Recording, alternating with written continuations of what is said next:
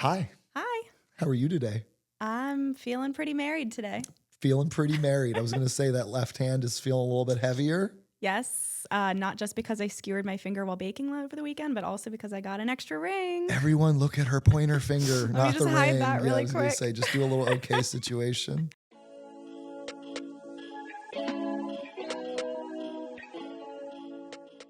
You're tan as well from all your Greek endeavors. Well, give the audience a quick overview. You went and got married while you were away. So like, Where what was do I going down? even begin? It feels like a lifetime ago already, just like the actual wedding week and all of the antics that were involved. But I almost said fiance, my now husband Manoli and I got married about a little over 2 weeks ago in Carpathos, Greece.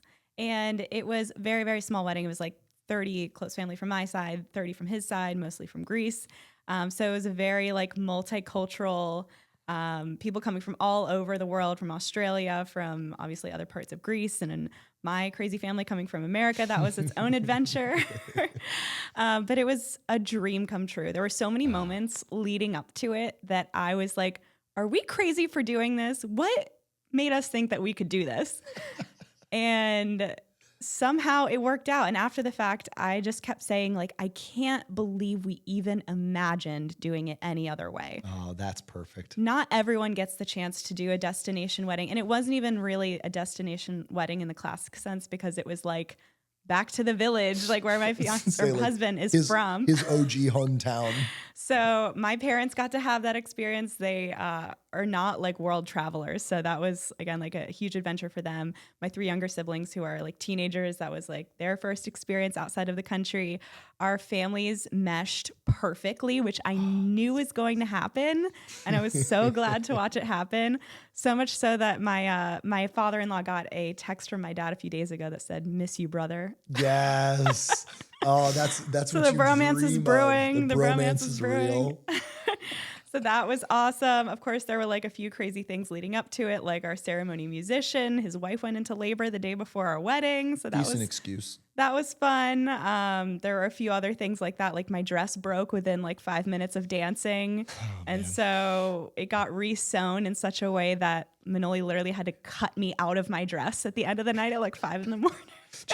just like shackled it to you so that it couldn't go anywhere. It wasn't going anywhere. And then we did our honeymoon in Crete, which was amazing. And I don't want to like let the secret out too much on Crete, but if you are thinking of going to Mykonos or Santorini, I highly would recommend bypassing both of them and going straight to Crete. It was incredible. I will say to you, every Greek person I know has said that. Yeah. Like it's that is I can confirm that with at least 2 or 3 other sources. Yeah. It was amazing. The beaches were incredible. The food, like Crete has its own little subculture. It's the biggest island of Greece. And so they have like it was a vegetarian's dream come true, first of all. It's big. We stayed at an all-inclusive resort and they had the most amazing chefs. And Manoli said the meat was great, which I believe him. Leave that there. The vegetarian in me was just loving it. There Happy was so much fresh fruits and vegetables, but I'm excited to come back. It was like 2 weeks of a ton of fun and indulgence and late nights. And part of me was really missing my 9 p.m. bedtime. Yeah. You start to realize I always say when people go on adventures, you can tell whether or not your routine is a good one if you start to miss it. Yeah. Right. If you get to a point where you're like, wow, this was a wonderful trip, but I'm looking forward to returning to my routine. Yeah. What a wonderful position to be in life. Yeah. I was talking to a client about this because I was honestly really excited to get back into my meal preps. And he was like, how is that even possible? And I was like, well, when you make good food, that's how that works. And you actually like your routine, it's not punishing. It's kind of nice to get back into it. Yeah. Meal prep doesn't have to be plain chicken, rice, and broccoli that you open on a Thursday that you cooked on a Sunday and put in the microwave and make everyone sad. Okay, one last wedding thing I have to share because it's meal prep related. My sister gave an amazing speech. She was my matron of honor, and she ended the speech by saying, "May your hearts be as full of love as your freezer is full of meal preps." And my mother-in-law was howling, laughing. You could just like hear her laugh over everyone.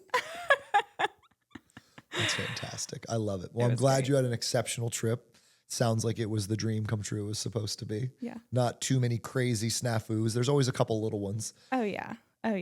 but it all just like fades into the background when you just think about how much fun it was. And yeah, it was great. It was great. Thanks for letting me nerd out on that. Of course, this is a special thing. So that's of course a big piece. That's a good start to the day. So what are we getting into today? Note. So I guess I'll do a little recap of like what we plan to chat through today. Yeah. So first we're going to start through the Make America Healthy Again updates. Not a ton happened when I was gone, which is shocking, but there were just maybe like a little quote that we wanted to pull out and dissect together. We want to answer a listener question about perimenopause, my favorite topic. We are going to talk about that comparison trap when it comes to social media and how we, as not just dietitians, but human beings, establish boundaries with that, and maybe some tips that people could take away. We're going to talk about a client story, of course, about reverse dieting.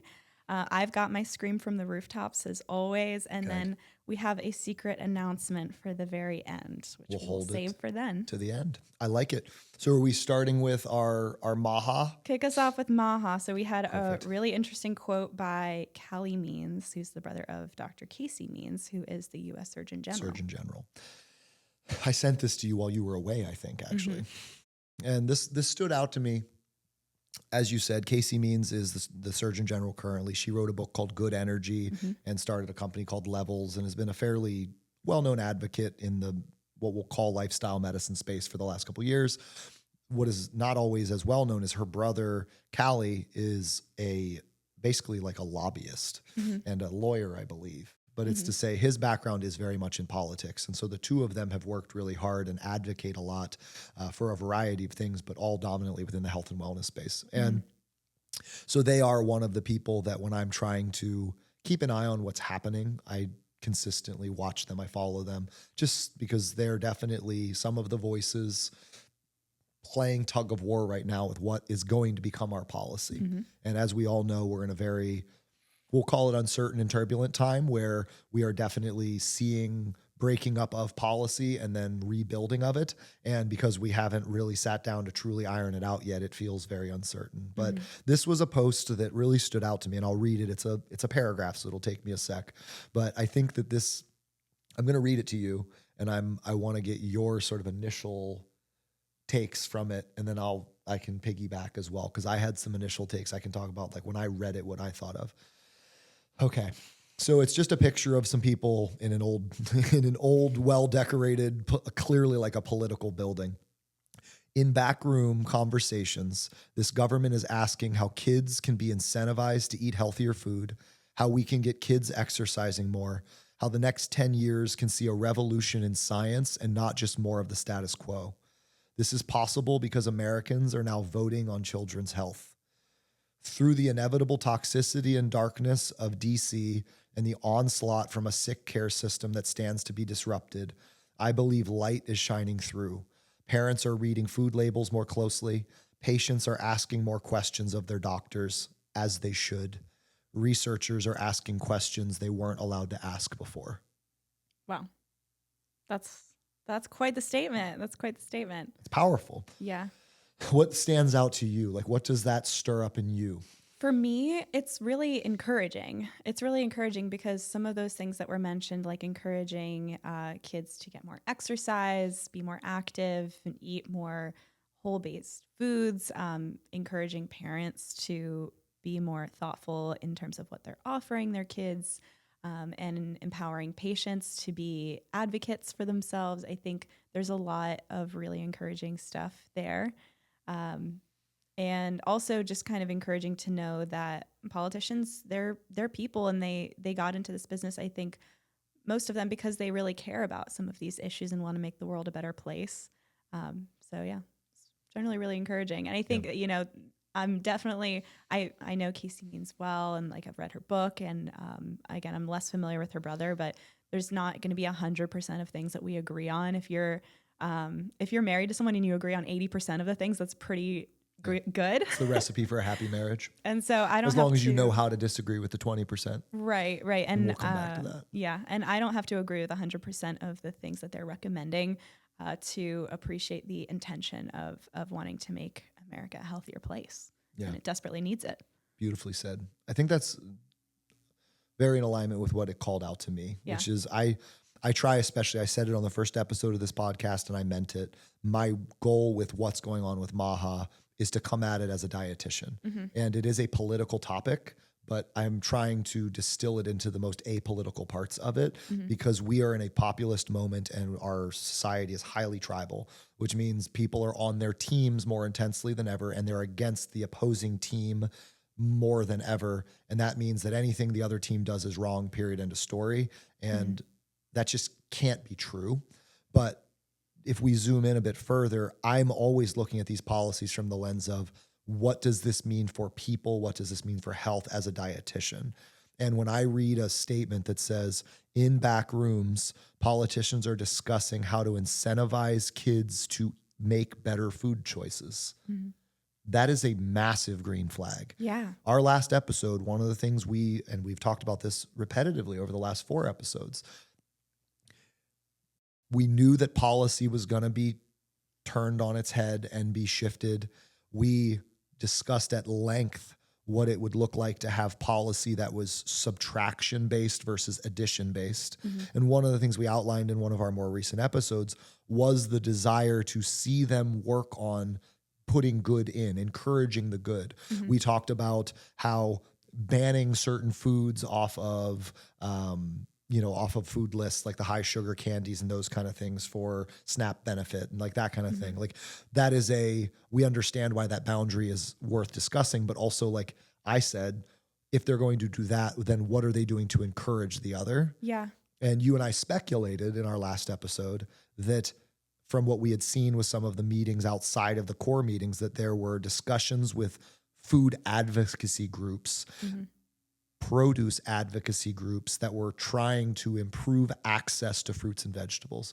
Going back to, if we're going to take food from millions of people, we better have alternatives for them to eat.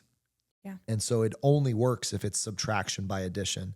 And reading that first sentence is additional proof of that notion. Yeah. And I would hope that statement, right, we are looking at ways to incentivize kids to take care of themselves better. That's a summary of that first 2 sentences.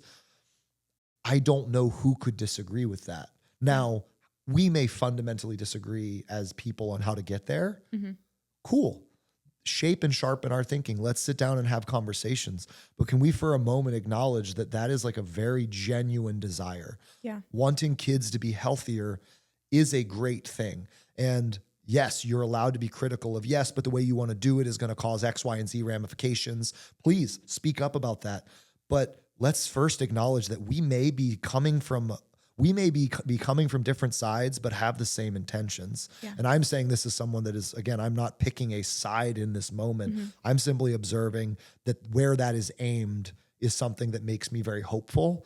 And if we can, as I've said, squeaky wheels need to be squeaking. That was one of our more viral clips, which made me laugh. But we need to continue to be vocal so that we can make sure we're doing this in a way that's actually maximizes the good and minimizes the bad. Yeah. But that was just one of those moments where you go, man, when you follow like left-leaning media, he is categorized as this like horrific human being. Yeah. And I, again, I guess to maybe shift more towards Dr. Casey Means, I actually read the book, Good Energy, and 80 to 90% of it I would wholeheartedly agree with in terms of taking a lifestyle-based approach to chronic disease management. That's what we're all about as dietitians, and even the means by which she's suggesting we do so, I wholeheartedly agree with, again, 90% of it. Now, there are going to be some things that I disagree with, like the criticism or the lack of support for things like GLP-1s. I believe them to be a valuable tool when implemented correctly in concert with lifestyle medicine, for example. And then we've also seen some of the policies coming out of MAHA that, like, to use your words, felt like a side quest. Yeah. And felt very much to me like majoring in the minors, like the things that maybe aren't going to move the needle as much. But I do think that those types of things are what get highlighted and are very salacious in the media and are attacked by a lot of people in the health and wellness community because they're like, you're missing the mark.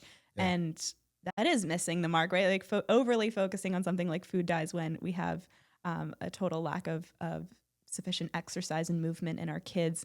that is missing the mark, but it's good to see that those things are actually also being prioritized. They're maybe just not getting as much attention because they're less sexy in the media. Yeah. You start to realize how much of our media is potentially just like we're interested in buzzworthy and interested in the negative and interested in the stir. To your point with Casey Means' book, my biggest criticism was the order of magnitude or the order of importance, right? Like the emphasis on have to eat organic vegetables and fruits when the average American consumes less than a serving of vegetables a week. A week, everybody listening, and consumes 2 servings of fruit per week.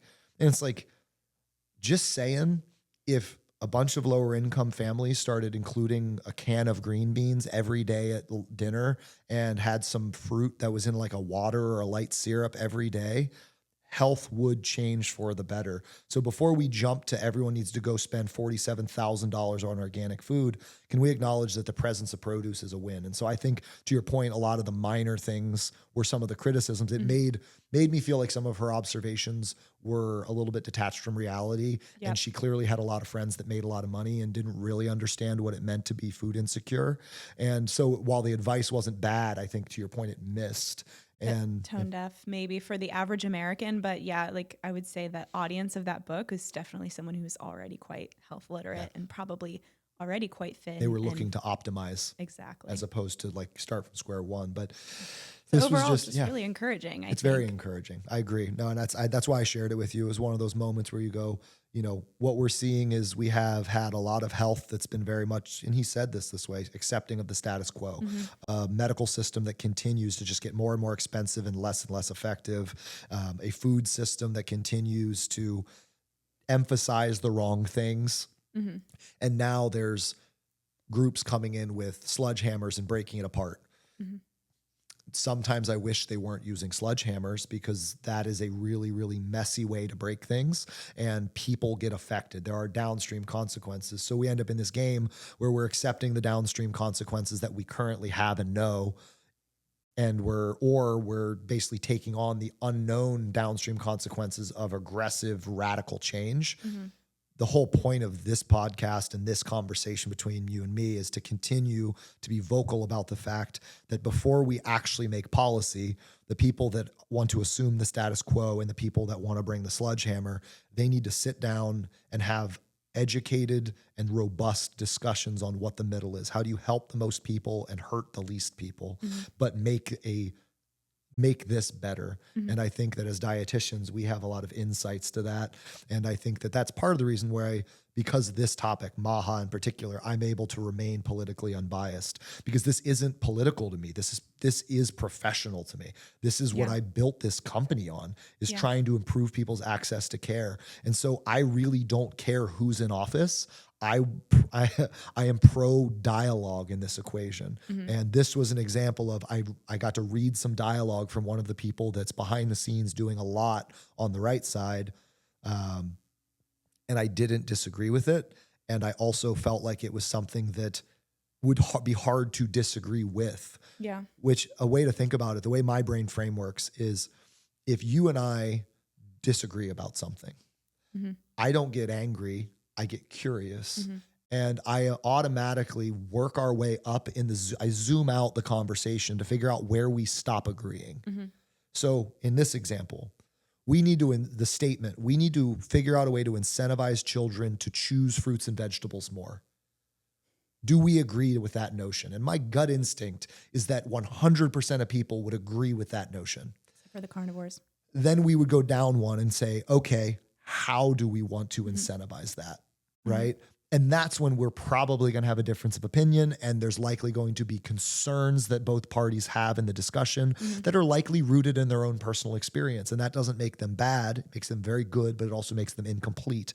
And the whole point is, if you walk away, you and I disagree with something, that's an opportunity to potentially shape and sharpen each other's thinking and create a synthesis that's actually better.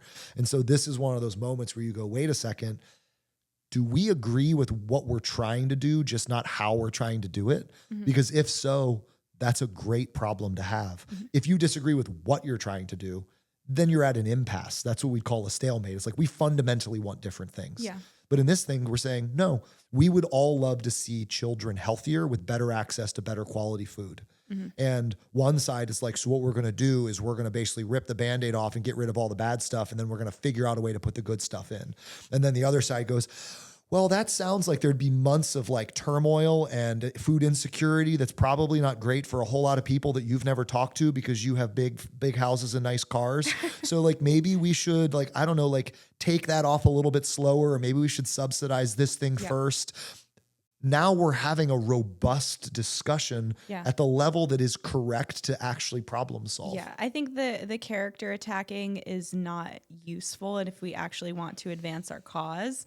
And the last thing I'll say about it is pay attention to what people are saying, but pay more attention to what they're actually doing. Ooh, please sit on that for a second. Say that again. I don't mean to put you on the spot, but please. This was dating advice given to me by my mom, and it never left me. She said, pay more attention to what people do than what they say.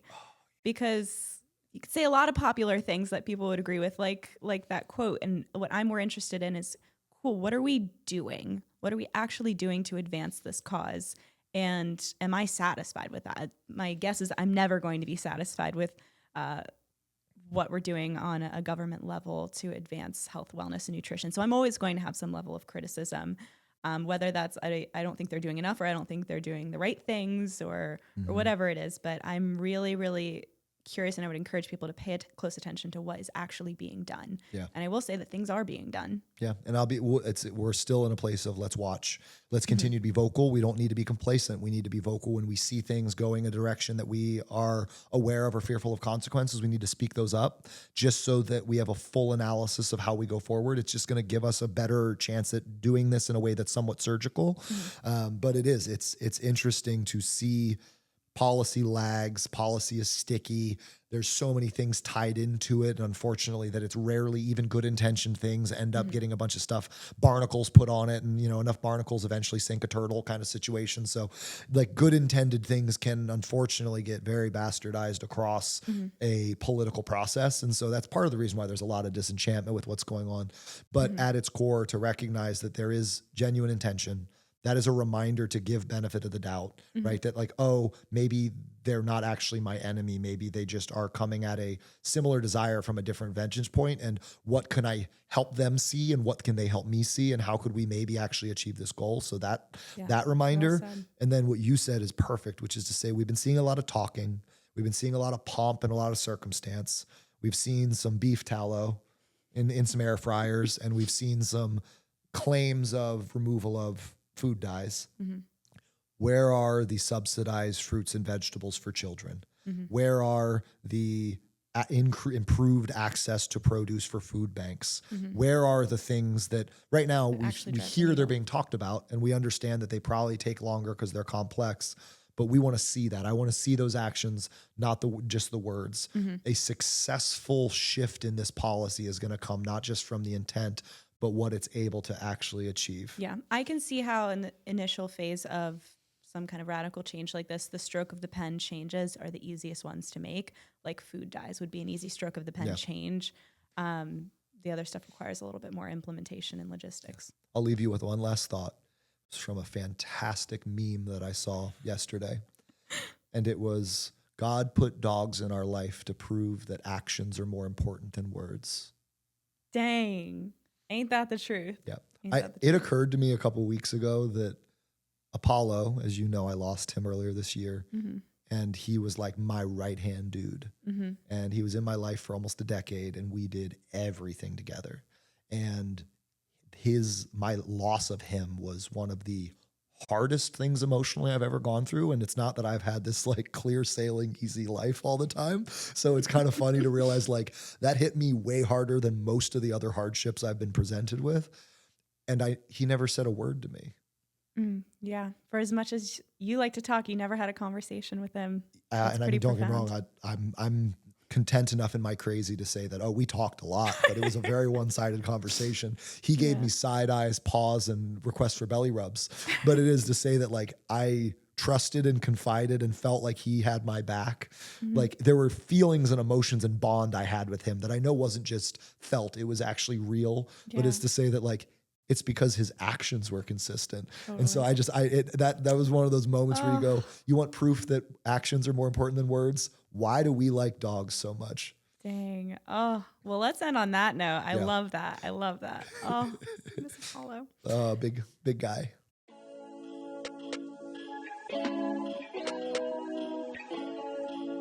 Okay, so this is a question from a viewer. They Perfect. want to know what is happening. I'm sorry, let me make sure I get this right. Or actually, do you want to read it off so Yeah. I'm I'll not actually read it. I paraphrasing? had that queued up too. Look at me being tech savvy.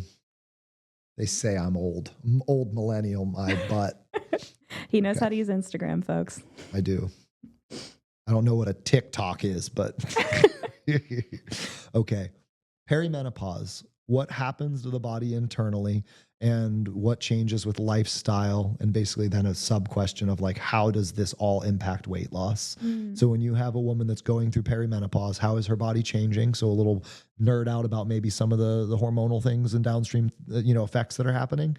And then, how do these changes impact weight loss? mm. And you love this I world. So, I'm going love to, to talk about women yes. and perimenopause. So I'm going to do my best not to mansplain, and I'm going to try and listen. So I'll take the give wheel us on the this one. prompt. Perimenopause. What happens internally, and how does it impact weight loss? Okay, so what I think this viewer is asking is what is going on with my body and what can I do about it to continue to feel like the best version of myself is what I think they might be getting at. And so let me talk a little bit about what's happening during perimenopause. So first of all, irrespective of perimenopause, after the age of about 30 in both men and women, we tend to see a very gradual decline in lean body mass year over year. And it is so infinitesimally small that it is barely noticed, but it does result in a gradual decline in what's called our basal metabolic rate or our baseline calorie expenditure with not factoring for any physical activity. Why is it that we tend to see a precipitous or a gradual decline in lean body mass after the age of 30? Well, we tend to be less active that point forward in our life, right? A lot of people are becoming parents during that time. And so more of their time and energy is geared towards raising children and maybe not having as much time to spend 2 hours in the gym like they did when they were in their 20s, maybe. Yeah. So that would definitely account for the big changes that would happen over the course of adulthood. But why do we tend to see this precipitous change during perimenopause and menopause? Well, there's a few things going on. First of all, the drop in estrogen that happens around the time of perimenopause is also associated with a more precipitous decline in that lean body mass. So the lean body mass is your total mass minus your fat mass. So that includes a lot of bone, muscle, all the organs. So when I'm talking about lean body mass, a lot of times I am sort of alluding to muscle mass as a proxy. And so I hope I'm not getting too technical here, but when we see that I'll precipitous, let you know. never been done in this room Yeah, before. I was just say I've never gone too deep. So Oh my gosh. But when we see that precipitous decline in estrogen, we also tend to see a matching precipitous decline in that lean body mass because it is harder to maintain and gain muscle mass during perimenopause and after perimenopause. That's just the reality of life. Throughout life, it does get more challenging, and it tends to get especially more challenging during this period. You are going through puberty in reverse effectively. And so that's well said. it's going to impact your body. And so that is one thing I will see folks go through. So they will say things like, I eat literally the exact same thing that I did 5 to 7 years ago, but it is impacting my body way differently now. They feel like they can't get away with like a dessert every once in a while or a fun meal with friends every once in a while. They feel like any small nudge out of their perfectly balanced diet results in weight gain. And that can be really frustrating, especially when you have a lifetime built of habits that are generally healthy, but might just now be resulting in some, very incremental increases in body fat because you are burning less calories at baseline. And again, that is like a precipitous change that happens during perimenopause. The other thing that will happen is that weight distribution changes during perimenopause. And that is also related to our good friend estrogen. So when estrogen declines, we tend to have a higher ratio of androgens to estrogen and some of the more female hormones. And so that will change how your body distributes weight to more of what you would see in a man or a premenopausal female. Yeah. Because again, it's like it's like puberty in reverse. I'm sorry, not premenopausal, prepubescent There we go. female. So you will see more weight accumulate in the midsection, which is especially upsetting to a lot of my women going through this, and I can understand why. And they will accumulate less of their body fat around their butt and their thighs, which is where women who have, sufficient amounts of estrogen when they're in that, first period to last period phase of life tend to accumulate body fat predominantly. Mhm. And so again, those changes, the change in how many calories you're burning at rest and how that impacts whether you're in a calorie surplus or calorie maintenance or calorie deficit can be a really challenging thing to navigate because it happens sort of more quickly than what we're used to.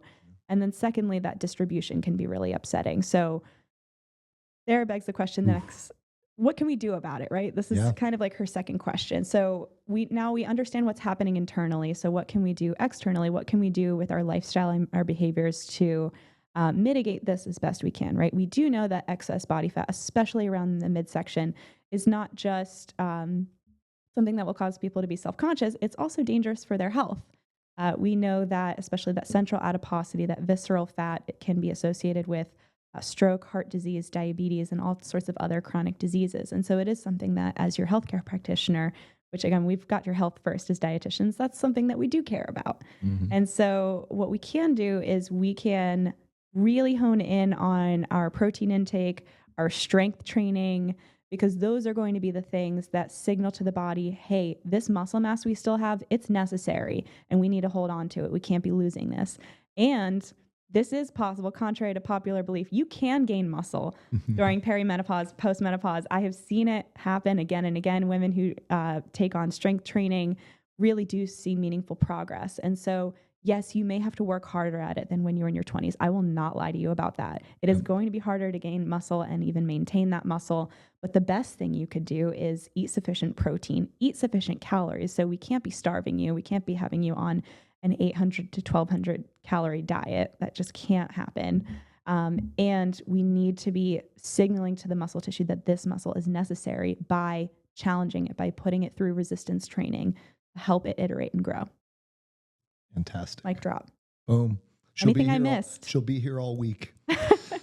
No, I think you covered great pieces. I'll just emphasize a couple things, which is that it's recognizing estrogen is the largest or most dominant hormone in your ovarian and in men in the testicular axis, right? So as a body, we have our hypothalamic, pituitary, thyroid, testicular / ovarian, adrenal axis. It's our core hormone centers. Think of those as HQs of the different factories in the body, and they talk to each other to share resources and distribute resources. Menopause and perimenopause is basically the gradual shutting down of that factory. And what's worth noting, and this is, most people don't realize this, men have more estrogen than they do testosterone. It's just, we have more testosterone, like 10x versus what a female would have. But it's to say estrogen is the most important hormone in the sex axis across humans. And what's happening is that women are literally losing theirs. Like, it's going to zero. So that factory is shutting down. And if that factory shuts down, or I should say when that factory shuts down, that will have ripples across. And so the changes that you're seeing and feeling are real. There are definitely things you can do to optimize your reality. There are definitely things you can do to prioritize and support self. But I'll also say there is some degree of accepting that there is some part of this that is a natural thing and not a bad thing. And so it's always, and I know that you speak to this all the time, I've heard you say it, there's a degree of like acceptance and intervention. Like, we're not going to look the way we did at 22. Absolutely. That is what it means to be human. You are aging and we age, all of us do. And so the desire to like retain youth as long as possible is a cool one, but it's also not one that's based in reality. So we can age slower, but we can't not age. We haven't figured that one out yet. And so it is just a reminder of like, one part is accepting that there is some change. And then once there's acceptance of that, it's saying, okay, given that change, what can I do to maximize my reality in this environment? And what you just outlined, Well, there's more testosterone, which means there's better affinity for muscle. So why not use this as an opportunity to build muscle? There is definitely the loss of growth factors and all sorts of recovery hormones. And so we may need to change how we move and in what buckets we move. Calorie deficits are going to be received very differently in this hormonal reality compared to where they were prior. And so that quick weight loss to look a certain way in a bikini may not respond as well, and also may actually be super damaging now compared to how it was. And so it's learning to drive this new body and recognizing that a lot of power comes from it. And also, obviously, we have a lot of friends in the medical world where we continue to look at things like hormone replacement therapy in conjunction with to try and land this, delay this, slow this, stabilize this as a genuine quest. Yeah, like help you navigate this phase of your life feeling like the best you possibly can, knowing that we are not going in reverse. And I'll be the first to say that the beauty standard for women who are expected not to age is ridiculous. It is an inevitability. And so I would love to see this next generation of women who's approaching perimenopause really own it by doing their best for their actual long-term health, which means doing all of those things we discussed. It's interesting when you realize how much of the difference in perspective is a socialized expectation. Totally. Right. And the perfect example is like, I mean, men during that same age range go from being like shredded with six packs naturally to being like a little softer, a little flabbier, a little wrinklier, and we covet it. The silver fox. Totally. Right. I'm 34 and I'm like peak right now. And I get that privilege, but that is a social perception. Yep. I'm not the leanest I've ever been, but like it's odd when you realize how much of this, just as somebody that's obviously sitting on the other side of this reality, but like it's interesting to realize how much of it is a socialized expectation of just like not aging. Totally. And so that's why I say there is some degree of acceptance and embracing of the fact that we are human. And then from that saying, that doesn't mean we can't do anything about it, but it is, there's going to be some give and some take. Totally. But I think you did an exceptional job of overviewing those core fundamentals. Notice though that she like didn't say you need to start drinking a bunch of methylene blue. You don't need to cold plunge 4 times a week. You don't need to sleep under a red light. Like notice that the major things were what actually came up. Let's make sure sleep hygiene is great. Let's make sure our movement is balanced and not excessive or inadequate. Movement being intense exercise, challenging the muscle, intense exercise, challenging the heart and lungs, and then also mild recovery, low intensity exercise, flushing and improving anti-inflammatory processes. Yep. Let's make sure that fueling is a really good base, and let's make sure it's actually nourishing you and not telling your body that you're starving, right? These are fundamental things that, to be fair, most people aren't doing when they come in search of the quick fix. Absolutely. Well, that leads us well into our next topic, which is the comparison trap. Fun how that works. Happens a lot, especially on social media. I'm at that age where I'm seeing all the bridal workouts and the pregnancy workouts and postpartum body bounce back. And so I'm seeing that, but you see it across whatever your algorithm happens to be. But this comparison trap. So that's something we see a lot of. Now people see something that happened on social media, which isn't even real. And they're like, how do I do that? And so we get that in our office. So I'm curious to know, as not just a dietitian, but as a person, how do you navigate that kind of comparison in your own life and in your feed? And how do you set boundaries around that? Oh, great question. I think first things first, I curate my social media to minimize that. And so how do you do that? Yeah. I intentionally like things and scroll on things and follow things that curate what my feed actually shows me. And I intentionally try and avoid other things. And so what ends up happening is my feed is a lot of like perspective and motivational stuff and a bit more like positivity kind of things. And so I intentionally, if I'm scrolling through my feed and it's going to be a sample of what Instagram knows I like and thinks I like, I intentionally like everything that I like and don't like anything that it tries to give me. And as a result, it never actually gives it to me. And it's why you can go on my Discover page and it's all like dogs and motivational quotes. That's so pure. Yeah. And I only want my Instagram to be that. As you know, I treat my Instagram really, it's more of a business thing to me than it is a personal thing anyway. But I do like it to shape my thinking, which is why I follow a bunch of quote type groups. And so it's being intentional about like, it's that idea of like, which wolf do you feed in your brain, right? Because whichever one you feed wins. I try and feed the positive. So I do my best to minimize the social media distraction anyway. I will say that being a runner, I think, is what helped me latch onto this reality and has allowed me to double down on it better over the years, which is in high school, I was a very devoted runner, and running is very much you versus you. It is a mental game. There is obviously a competitive element, but it's not nearly as directly competitive as other sports. Yeah. And so I have been on a me versus me trajectory since I started running track I went to school a year early. So I was 11 in 6th grade when I started on the track team. And so at a young age, you versus you, get better every day. Where am I at compared to where was I? Beat my previous time. Those iterations of you versus you. And I think that there's an intentionality there that a lot of people probably didn't have that. And so they probably need to spend a period of time intentionally reorienting, which is to say anytime they start to compare themselves, they need to immediately catch it, or not immediately, but catch it as soon as they can, and then go, hey, you're supposed to be comparing you to you, not you to other. Where are you at compared to you? So use basically the desire to compare to others as a reorientation back to self. And if you practice that, you will become very you driven. And you've known me a long time. It's case specific is a good example of that. Like, I'm head in the sand trying to build this brand up with our amazing team at our pace, given our circumstances, for sustainability, for quality of care, for quality of experience, for quality of practitioner. Like, this is not a me versus the $100 million funded virtual practices. It's cool. They're doing their thing. They're running their race, as my coaches used to say, but I'm running mine, and mine, I have a much better understanding of the scenarios within mine than I do anyone else's. So why would I waste my time? And that's the last piece I'll give. And then I'd love to hear yours.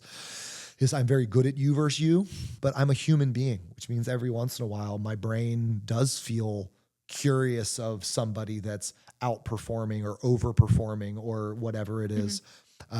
One, I try and celebrate human success as opposed to become envious of it.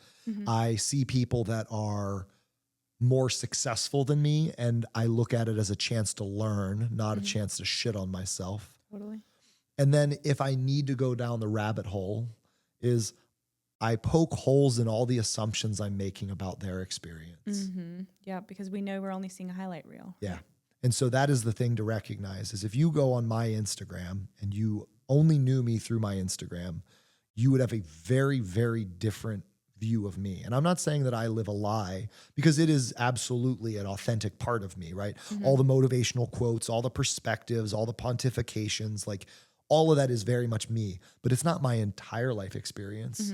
And so it's to say that everybody has some degree of things that happen behind the scenes, and you really don't know it. And so it's very unfair to know your entire story and your entire struggle, and without knowing anything about the other person, look at where they're at and decide that you somehow came up short. And so I like to focus on me versus me. If I catch myself drifting, I remind myself that it's me versus me. If I find that my brain needs to process one of these others, I try and reframe it as, a chance to learn, a chance to get better. And then I also remind myself that I need to poke holes in those assumptions that I'm making to help me recognize that, like, you don't know enough to really walk. You can learn some little things from this person, but you really don't actually know enough to, like, truly say that their path is one you'd walk instead. And it's, as especially at this point in my career, where I'm fairly widely perceived as successful. And, as you know me privately, I've had some fun turbulence in my personal life and as an individual over these last few years. And I remember a person finding out about it, and they said, I'm going to be honest, I'm sorry you went through that, but it makes you more human. Yeah. No one loves the hero's journey when the hero never messes up or stumbles. Yeah. And so it's one of those things where I recognize now, it's like, I had somebody the other day, and we were at a business meeting, and they were like, we need to get Andrew on this because everything he touched turns to gold. And I would just like started cracking up. I was like, you know how many things that I've like started and tried that it failed? How many businesses, LLCs, ideas, concepts, things we've done within Case Specific that were, random goose chases I sent you on or one of the other team members on, and it ended up not panning out. I don't bat 1,000. It's just the ones I hit seem to go well and they end up outweighing the ones that don't go well. So it's just, I think that's the other piece for me now. It's been helpful because I am perceived as successful and I'm the person that people often come to for mentorship. And I know my own flaws and I know my own journey, which means if my journey has been this bumpy, I can only imagine that every other person's journey has all sorts of cool intrigues that I'm not privy to. And so once again, why am I going to spend all this time and energy trying to over understand something that's frankly not my business? Yep. And it's like, oh, cool. What was I doing? Me versus me. Let's go 1%. What are we doing? Totally. Yeah. How I about love you? that. I would say like anytime I see something that triggers that envy in me, it's worth exploring. It's like a check engine light. Like, what do I feel inadequate in right now that's making me feel this way towards this person for what they have? That's some emotional maturity. I'm trying. What is this making me feel about me? Yes, totally. Well, like I'll give the example with like social media. It's like they know my demographic. They're advertising all this like home decor stuff to like be, the perfect homemaker and have my apartment decorated perfectly. And that's one of the circumstances I can clearly recognize like, oh yeah, that's not my goal. My goal is not to have the most perfectly decorated apartment because I'm chasing other things. And if that's your goal, that's awesome. Like I really do admire people that are able to do that. For sure. But when I think about the type of person that I want to be, that just doesn't make the list. There are so many other things that rank higher, right? Like, I would rather make sure that I get my workouts in. I would rather make sure that I have my meals prepped for the week. I would rather show up and be the best version of myself at work before I worry about what my apartment looks like. So that's just like one example of a comparison trap that I could fall into, but I've realized to kind of catch myself. And like, no one's perfect every day. There are days where I'm like, ooh, that crown molding, I don't know. I think I might need that. Of course, like you said, but we have a finite amount of hours and there's a lot of cool things to do with your life. And there's absolutely an ability to like, different people are going to prioritize different things. Yeah. Some people are out there and they've already started families or, they're already owning their own business. And like those, there may be elements of those things that I might want someday, but I also have to recognize like the path that I chose. And does it align with my values? We've done a lot of talk about like values-based goal setting. And so that's kind of how I deal with the comparison trap and also intentionally putting the blinders up. So if there's something that I see that seems super toxic on social media, but it grabs me, that's a good thing to like you can hit that button that says like, I'm not interested in this type of content. Not interested, block, I restrict, know myself well whatever it enough is. to know it's toxic. Yep. And also just like having boundaries around screen time in general and scrolling. So like I have an app that limits, I can only spend up to 30 minutes per day on social media and I can only access it between like 7 to 8 p.m. So that for me has been really helpful. Oh, absolutely gives you the guardrails. I love Alex Hormozy had a quote at one point and he said, everyone wants what you have, but doesn't want the life it took to get there. Oh, that's the other piece. And that's the one that I think I'll build off of what I was saying about like, I'm at a phase of my career now where like the business is big and there's like a fair branding and there's fair recognition, but like how many people actually want the 100-hour work weeks that I'd worked in my 20s? Because from 22 to 30, I did not have social media on my phone. I did not play fantasy football. I did no social things. I worked 18 hours a day. I only stopped to exercise and sleep 4 to 6 hours a night. I deprioritized family. I deprioritized friends. I deprioritized my relationship. Like I put everything into building a company that now is what it is. And so a lot of people would love to be the CEO of a cool local brand, but do they want the 8 years of very lonely, very intense, very panic-induced 100-hour work weeks? Probably not. Probably not. And the only time I took off was the 3-week vacations where I'd go to the, went on safari in Africa and, stayed with a tribe in the Amazon and Ecuador. And so my highlight reel was business owner, world traveler. But man, those 18-hour work days were probably a pass for 9 out of 10 people. And to be fair, love my path, happy I walked it, love who I am now because of it. But it is to say that's just another one of those examples where you start to go like, do you want what they have or do you want their life? And that'd be the last thing. That's the other piece with the physical fitness, right? Like you see a super shredded fitness model and it's like, do you want their body? Maybe. Do you want to be eating 1,200 calories a day, most of which is protein shakes, taking diuretics and doing like 2 hours of fasted cardio and lifting every day? Probably not.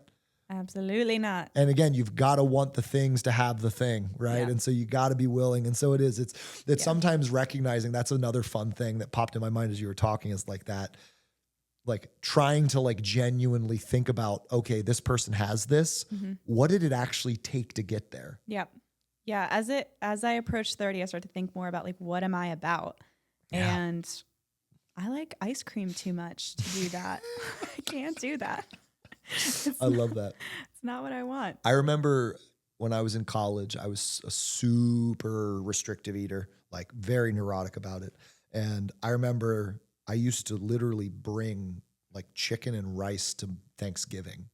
Like I wouldn't even eat Thanksgiving dinner when I was in undergrad. And I remember my senior year, I started to get a bit more flexible with food. And I remember my dad calling me and he goes, hey, getting groceries, for Thanksgiving. Wanted to get an idea of what you're eating now so that I can have the stuff available for you so you can make what you're going to make. And I said, Dad, I'm eating anything and everything that you make. And he started crying on the phone. He was so touched by it. Like it was one of those moments that like I was a young person and I was so in my own world and I was intense is the word I'll use. But like that was a moment that broke through to me where I realized like there is more to life. And it doesn't mean that I said screw it and I never cared about fitness again. I still prioritize health and wellness and I still prioritize fitness. But that was like one of the first times that I learned that I needed to embrace the gray and learn how to be healthy, fit, but also like engage emotionally and socially and really learn to master this, where a lot of people are overly restrictive. Restriction is not mastery. Restriction is avoidance. If you really want to be a master of your wellness, you need to understand how to navigate all the nuance. So, Oh man, that's its own podcast. yeah, that was an almost fractal, but I'll stop us there. Oh my gosh. Okay. So next, we have, let me read this off to you because we've only got a few more minutes, but we've got client story, Devon scream from the rooftops, and then we have our final announcement. How do we want to navigate this? Let's skip the client story. Okay. So let's do your scream from the rooftops. Okay. I'll keep it really concise. And my biggest piece of advice to people lately has been, do not let yourself get stuck in the preparation phase of change. You do not need to save another workout or meal plan from Instagram. You just need to take one small, meaningful step towards whatever your goal is. Because when you just send it, like that's when you actually start to get the ball rolling. What you really need is to just start gaining some momentum. But I think we kind of wait to arrive and to feel perfectly ready. And that arrival day just never comes. And so my biggest piece of advice for people who are like, trying to gather all the information and trying to, set up their life to be perfectly suited to chasing health and wellness goals would probably just be better suited to take a small course of action within the context of the life that they're already living, right? Because life is always lifing. There's never a perfect time to attack this full tilt. So just do it now. I love that. Nike, just do it. Oh, that's a perfect scream from the rooftops. It triggers so many things in my mind. It's interesting when you realize that applies to so many things. I think health and wellness, but most people want the first attempt to be perfect. So they sit on the sidelines trying to collect all the info they need to do it perfectly. And you're never going to perfect it until you do it. And so perfection is iterative. Mastery is iterative, right? You're never going to learn to navigate restaurants if you never eat at a restaurant. Exactly. Avoiding a restaurant doesn't help you get better at eating at a restaurant, right? This podcast is a great example. Go back and listen to episode 1. Did I have all the answers then? Far from it. Was it a cool episode? Yeah, it was good content. It was during COVID and it was something that like it got a good amount of listens and people appreciated it. Yeah. It was useful as is. Yeah. And now here we are 5 years later. 5 years later. And 100 and whatever episodes in, and it has gotten better episode over episode because I've gotten better, season over season because of your role and evolution in this as a marketing person and as a co-host, right? We have gotten better and better as we've gone. This business, my original business was making meal plans for college bros. And now we are on the quest to terraform and rebuild the proactive model of care so that people come first. Slightly different vision. Yeah. That's 12 years. And I'll be the first to say that you are one of the best at just doing it messy, doing it imperfect. And there have been so many times where like I'm giving this advice because I'm the person who always needs this advice. Because I'm the person who likes to read 10 books about it and watch 10 YouTube videos and understand it from every possible angle. And so I can execute perfectly on the first time. And really what it does, it just delays any type of meaningful action. In the time it took you to do all those things to try once, I have tried 75 times and I've gone 30 for 45, but my 30 are so much more successful than the other 45 that it looks like I'm brilliant. That's what it is. It's to your point, I'm not afraid to fail, which is why it's going back to what we were saying earlier when someone mentioned like, well, everything he touches turns to gold. And it's hilarious when you realize like, I have had more failed business ideas than successful ones. But that also, like, I don't lose sleep over that. I learn through iteration. I learn through trying. And so if we translate this back to lifestyle for a moment, most of people, how many times do people like want a meal plan from us and then they cancel their follow-up because they're like, oh, I didn't really get to do it. Like I need a couple more weeks. It's like, no, you weren't doing it because it wasn't clicking or fitting right. This was the first iteration. And if we're going to zoom out, the trans-theoretical model is what this is called, AKA stages of change theory. You guys can Google it and there's all sorts of pretty charts about it. But there's contemplation. We have pre-contemplation, then contemplation, then we have preparation where we start to build up ideas of how to try, and then we reach a tipping point of action. The problem is people think that action is perpetual. So they're either delaying action because they think once they start, they can't stop. So it's that idea of, I'm going to go to the gym 5 days a week. Oh man, the day I start means I have to start going 5 days a week, as opposed to realizing like just an intention to go to the gym and going once would be great.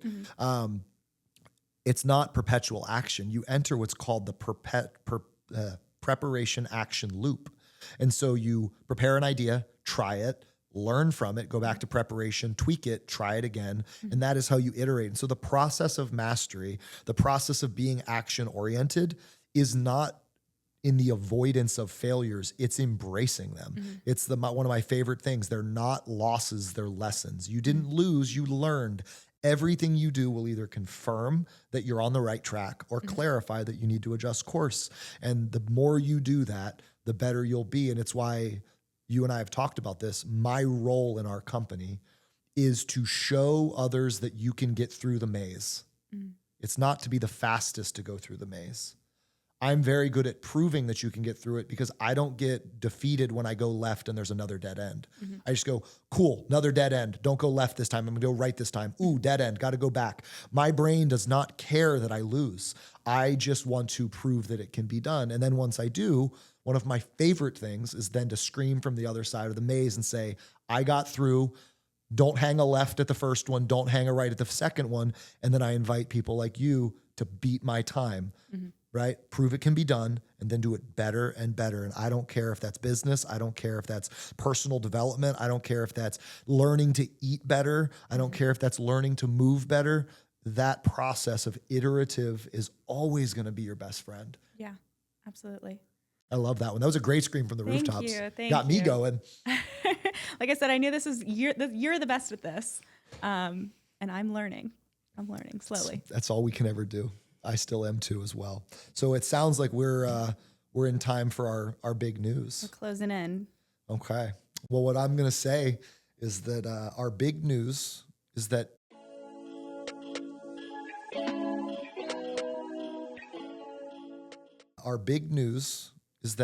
this is going to be Devon's last podcast episode with us because she is going on an adventure.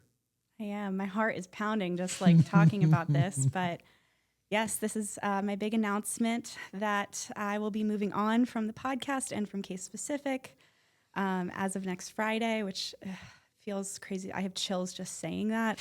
But I'm really excited for the next adventure, which is I'm going to be the chief of marketing for a nutrition telehealth company, which I'm really excited to get to be a part of. It's a really cool opportunity for me to finally like spread my wings and fly and really prove my worth and be challenged, which is something that means a lot to me. And so it's going to be, I don't even know how to describe it, but it's going to be a journey.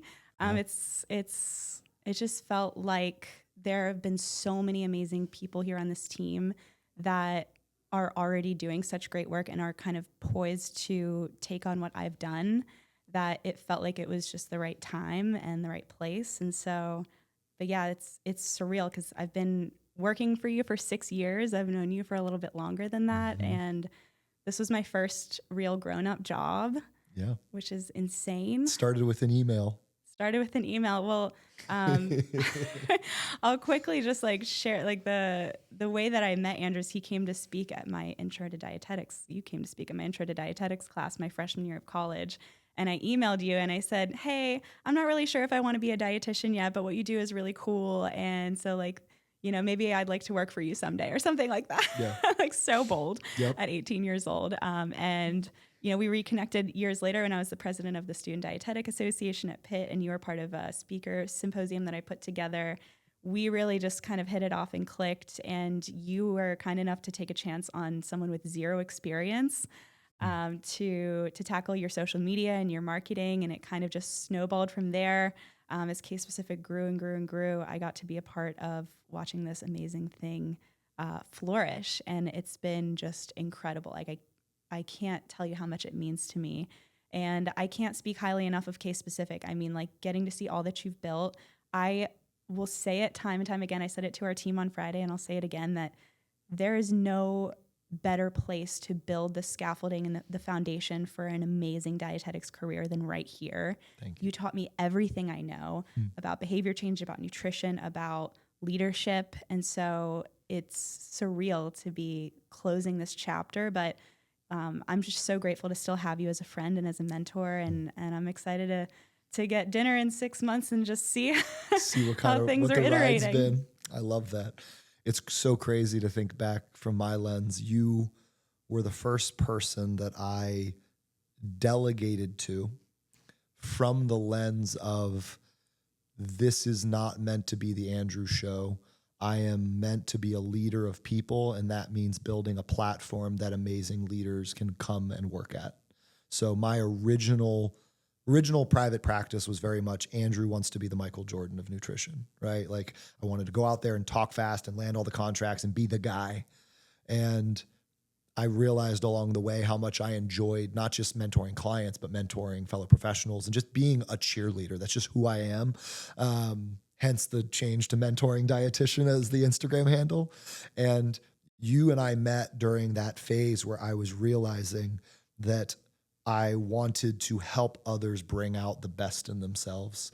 And you were this young, dynamic, well-spoken. You had your voice at a young age. You had charisma, which were all things that I had too. And that was pretty rare to be that age and to be so ready to just talk to people and to be so bold and to put yourself out there, but also not be like full of shit, because you weren't. You were real. Like that dynamic, that combo of you being this like bold but genuine person, it was undeniable from the day I met you.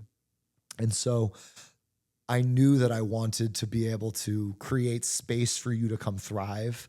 And that ended up being something that has guided me to want to be the beacon that the best of the best come here, the best of the best learn here, and the best of the best grow together, learn together, are shaped here, and we do amazing things. And it's worth noting that in my vision, in 10 years, Case Specific is a namesake brand in the world of proactive care. Mm-hmm. And a lot of people know who it is. And there's a bunch of other namesake brands because there's hundreds of millions of people just in the US, and there's billions of people worldwide that need help. So Case Specific needs help. But what I'm really excited is realizing I'm going to have an amazing team of dietitians that are all the best of the best at what they do. And I'm also going to have an alumni of amazing dietitians that are scattered throughout the models of care, preaching, screaming from the rooftops, shaping, challenging, and helping cultivate and terraform this thing that's so much bigger than me and so much bigger than you. And just like you were the first that helped me understand this platform and what my calling is and what it's for, you're the first bird that's going to fly the nest and go be an epic leader. Thank you. And that is such a testament to you and your hard work. But it makes me smile that Case was able to be the platform that I promised, which is, hey, come here, grow your skills, be the best you. And I realize that some people will be here 5 years, some will be here 10, some may actually stay with me through the thing, right? But I'm so proud that I've been able to be a mentor of yours, and obviously our relationship's evolving, but I hope to remain a mentor in your life. And when you gave me the news, obviously there was like a lot to unpack there, right? This is my first mentee. So we have a very unique relationship. And so there was a lot of like, oh man, like this feels like a big loss. Yeah. And then there's the CEO business person that pops in and it goes, yo, you guys had some serious projects going on. Pivot. What are you going to do? Land the plane, be super objective, puzzle pieces, do the things I do well. And then there was the mentor in me that just was beaming because I knew that you needed this. I know how bright you can shine. And I know that this has been a great place for you to build that light. And I understand the need to go shine. And I'm excited and I can't wait to watch it. So you got me. I got her. I got her. Okay, now I can stop laying it on so thick. The truth is, like, my successes will always be your successes. You will always be a huge part of my legacy. The only reason I have opportunities like what I have is because of the chance that you took on someone who, again, had no business running the marketing for such a successful company. But you let me do it messy and you let me learn. And so I'm forever grateful for that. And you're not just a mentor, you are the mentor. You are the OG and like you always will be. You have influenced and shaped my perspective on so many things, nutrition aside, more than anyone. And so thank you. This has been just an incredible journey the last 6 years, and I'm excited for what comes next, but it's going to be fun to get to engage with you as a peer. Yep. 5 out of 5 would work with you again. Would do it all again. Yes. This was quite the journey, man. Like you said, to reflect back from that intern to initially little social media stuff to now the team that you're leaving in my hands and we're going to do cool things with. But like you built the marketing arm. Yeah. That's a pretty incredible feat. And like you said, now you get to go do wonderful things. So I appreciate you. And so for those of you listening that aren't, too teared up yet, wipe the tears. With this, I guess we should probably note what's next for CSP, Case Specific Podcast. This isn't disappearing. This isn't going anywhere. This seat is going to have different humans in it is our current plan. I have realized that Devon and I were hogging the limelight, and we have an exceptional team of 27, 28, I forget, 30-ish dietitians is what we'll say. So we're going to be having some of the team, and we're going to be able to share some of our specialties from sports RDs and bodybuilding to eating disorders and digestion. And we're going to let them scream from the rooftops. So it'll still be the same 6 segments. I'll still be here leading key things, but we'll get some fresh blood and some fresh ideas, and you'll get to meet more of the team, which I think is cool. And then I think I'm going to con our executive producer into coming in for some episodes and, trying to corral me and keep me a bit more concise so that maybe we can get some good content covered. She's a firecracker, y'all. Wait till you meet her. Yep. Yeah. I think you guys will enjoy her. And I think that she'll be a good, I think she'll keep me in check, which is a good thing. So all to say, episodes will continue coming, but there will be someone new in this seat. And just like with all iterations, I'm a big fan of the BIY, best iteration yet. And this really has been the best iteration yet. And so thank you for such a special chapter. Yeah, and thank you all for engaging and listening and being part of this journey together. And I can't wait to see where it continues to go. So yeah, stay engaged and more to come. Be well, everybody. We'll talk soon. Thank you.